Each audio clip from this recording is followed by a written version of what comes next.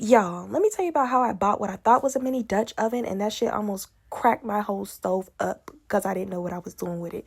And then I posted it harmlessly on TikTok thinking that it was funny, and people are in the comments like, girl, how could you not know that this is a mini salt cellar? I'm like, bitch, last time I checked, as a free woman, I don't cook, I don't clean. Let me stop.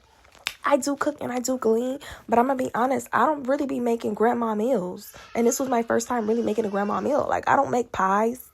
I cook and I bake, I do me a little something, something, but I don't cook grandma meals like that. So I'm big mama no kids. I'm low saturation on TikTok cooking chicken Alfredo music, but vegan. So like, excuse me, help me figure it out. Like, this is my first time. This is my first time on earth. But anyways, so we're gonna cook a no chicken pot pie because I was vegetarian at this time, but I'm back vegan, y'all. So I started, of course I always start with garlic and like maybe butter or oil, and then I do some onions because I just love the way that makes everything taste and smell. And then I added my vegetables, and then I added my gravy. I did not realize gravy really just upgrades the game, and that gravy had no meat, so a win is a win.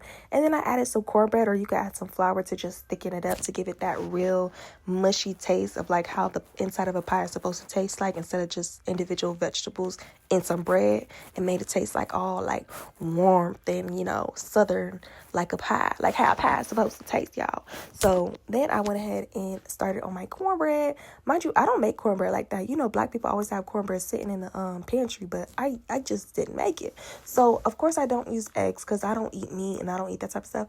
So I went ahead and but I did use sour cream, so that sounds like a crazy contradiction.